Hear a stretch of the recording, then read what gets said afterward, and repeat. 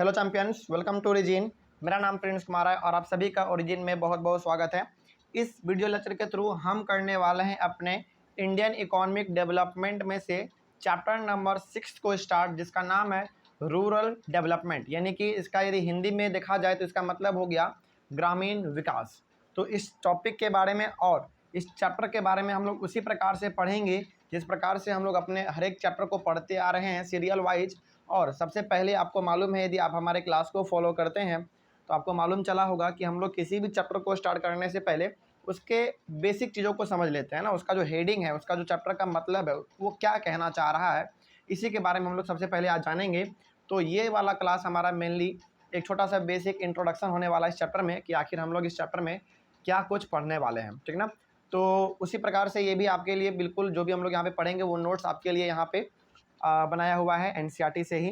तो चलिए सबसे पहले हम लोग समझ लेते हैं रूरल डेवलपमेंट का मतलब क्या है। देखिए, हालांकि इसका मतलब ये रूरल डेवलपमेंट तो बहुत ही एक कॉम्प्रिहेंसिव टर्म है, यानी कि ये इतना लंबा टर्म है। देखने में बहुत सिंपल सा लग रहा होगा रूरल डेवलपमेंट, लेकिन ये कॉम्प्रिहेंसिव टर्म है। मतलब कि इसका मतलब ना आप एक या दो लाइनों में नहीं समेट सकते हैं। इसका जो मीनिंग है रूरल डेवलपमेंट का जो डेफिनेशन है, इसको आप एक या दो लाइनों में नहीं समेट सकते हैं, क्योंकि इसका जो दायरा है वो बहुत बड़ा है। यानी कि बहुत सारे फैक्टर को आपको पढ़ने होंगे, उसको समझने होंगे, है ना।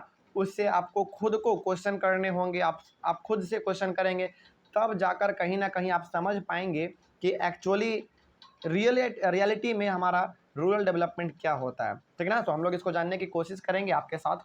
तो थोड़ा बहुत हम लोग पहले अपना यहाँ पे इंट्रोडक्शन ले लें, ताकि इस चैप्टर में क्या कुछ हम लोगों को पढ़ने के लिए पढ़ने को मिल सकता है। तो सबसे पहला यहाँ पे है, agriculture is the major source of livelihood in the rural sector.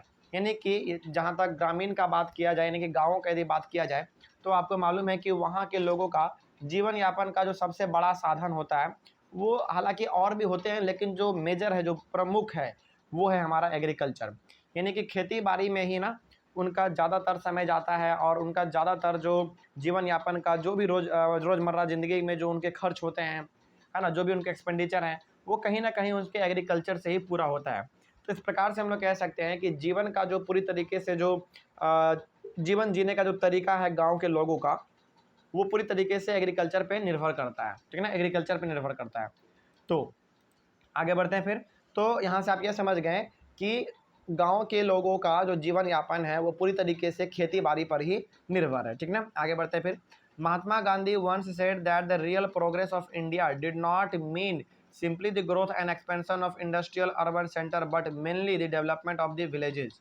Gandhi ji ने एक बार अपने स्पीच में कहा था कि इंडिया का रियल डेवलपमेंट यानी कि रियल प्रोग्रेस यदि कहीं पे हो सकता है तो वो हो सकता है हमारा रूरल एरियाज़ में। यानी कि आप कितना ही ज़्यादा शहर में इंडस्ट्री बैठा लीजिए, फैक्ट्री बैठा लीजिए, है ना, बड़े बड़े कंपनी खोल लीजिए, इससे तब तक आपका डेवलपमेंट नहीं माना जाएगा जब तक कि आपका अर्बन सेंटर के साथ साथ आपका रूरल सेंटर भी डेवलप ना कर रहा हो। मतलब ये हो गया कि गांधी जी ने यहाँ पे ये कहा था कि इंडिया का रियल प्रोग्रेस तभी माना जाएगा जब इंडिया के गांव विकसित होंगे, गांव के जितने भी सड़क हैं या फिर गांव के जो बेसिक फैसिलिटीज़ हैं, जब तक वो पूरे नहीं होंगे तब तक इंडिया डेवलप नहीं समझा जाएगा, यानी कि प्रोग्रेस के रूप में वो नहीं समझा जाएगा। तो गांधी जी का ये बहुत बड़ा स्टेटमेंट था। उन्होंने कहा ही था कि इंडिया का रियल जो प्रोग्रेस है वो गाँव में छुपा हुआ है। तो गाँव को बढ़ाइएगा तो आपका कंट्री भी अपने आप बढ़ेगा। आगे बढ़ते हैं फिर। More than 2/3 of India's population depends on agriculture. यानी कि आधा से ज़्यादा आज भी इंडिया में अधिकतर लोग जो है ना, 2/3 टोटल पॉपुलेशन का 2/3 आज भी इंडिया के लोग खेती बाड़ी में जुड़े हुए हैं, यानी कि एग्रीकल्चर पे वो डिपेंड है, ठीक ना। तो यहाँ पे आप ये समझ गए होंगे कि आखिर इस चैप्टर में हम लोग क्या क्या पढ़ने वाले हैं। इस चैप्टर में हम लोग पूरी तरीके से गाँव के इर्द गिर्द ही घूमने वाले हैं। गाँव के डेवलपमेंट के बारे में पढ़ेंगे, खेती बाड़ी के बारे में पढ़ेंगे, है ना, इन्हीं सब चीज़ों के बारे में हम लोग पढ़ेंगे। तो आई होप आपको ये थोड़ा बहुत इंट्रोडक्शन तो समझ में आ गया होगा। उसके बाद फिर हम लोग अपने हमारा जो सबसे पहला आपके मन में जो सवाल आ रहा होगा कि आखिर रूरल डेवलपमेंट है क्या, और यही आपके चैप्टर का सबसे पहला टॉपिक भी है ना, पहला टॉपिक भी है। इसी के बारे में हम लोग थोड़ा सा जान लेते हैं कि आखिर रूरल डेवलपमेंट क्या होता है, ठीक ना। चलिए जानते हैं कि आखिर रूरल डेवलपमेंट क्या होता है। तो यहाँ पे रूरल डेवलपमेंट का आप डेफिनेशन भी चाहें तो लिख सकते हैं।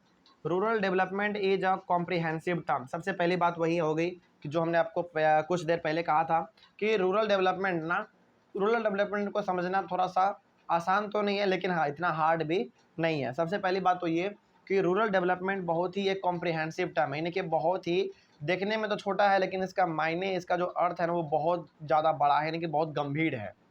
तो इसको तब तक आप नहीं समझ पाएंगे जब तक कि इनके कुछ फैक्टर को, इनके ऑब्जेक्टिव को, इसके अलग अलग कारणों को आप नहीं समझ पाएंगे, तब तक आपको रूरल डेवलपमेंट समझ में ही नहीं आएगा। लेकिन फिर भी यदि आपसे कोई पूछ दे कि रूरल डेवलपमेंट क्या होता है, तो आपको क्या बताएंगे उनको कि it is a comprehensive term? केवल इतना बताएंगे क्या? नहीं। यदि आप ये ना भी बता पाएँ और यदि आप केवल उनको ये बता दें कि which essentially focuses on action for the development of areas that are lagging behind in the overall development of the village economy। Rural development का मतलब ये हो गया कि गाँवों में विकास, यदि गाँव में विकास हो रहा है, जिस चीज़ की वहाँ पे ज़रूरत है यदि वो पूरा हो रहा है, जैसे कि देखिए क्या लिखा हुआ है यहाँ पे, rural development is a comprehensive term which essentially focuses on the action for the development of areas that are lagging behind in the overall development of the village economy।